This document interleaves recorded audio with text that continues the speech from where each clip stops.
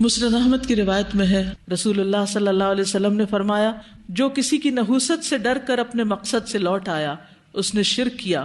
صحابہ نے پوچھا، اللہ کے رسول صلی اللہ علیہ وسلم اس کا کفارہ کیا ہوگا؟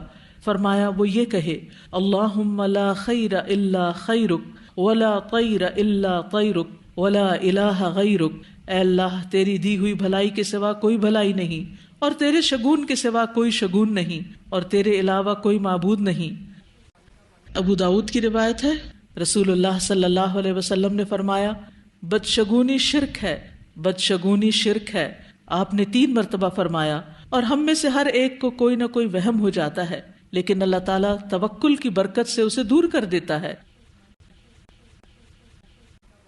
رسول اللہ صلی اللہ علیہ وسلم نے فرمایا، کوئی مرض متعدی نہیں ہوتا، اور نہ بدشگونی کی کوئی اصل ہے، اور نہ الو میں نحوست ہے، اور نہ سفر کی نحوست کی کوئی بنیاد ہے۔ اسے بخاری نے روایت کیا ہے۔ رسول اللہ صلی اللہ علیہ وسلم نے فرمایا، میری امت کے 70,000 لوگ بغیر حساب کے جنت میں داخل ہوں گے۔ یہ وہ لوگ ہوں گے جو جھاڑ پھونک نہیں کراتے، بدشگونی نہیں لیتے، اور اپنے رب پر بھروسہ کرتے ہیں۔ اسے بخاری نے روایت کیا ہے۔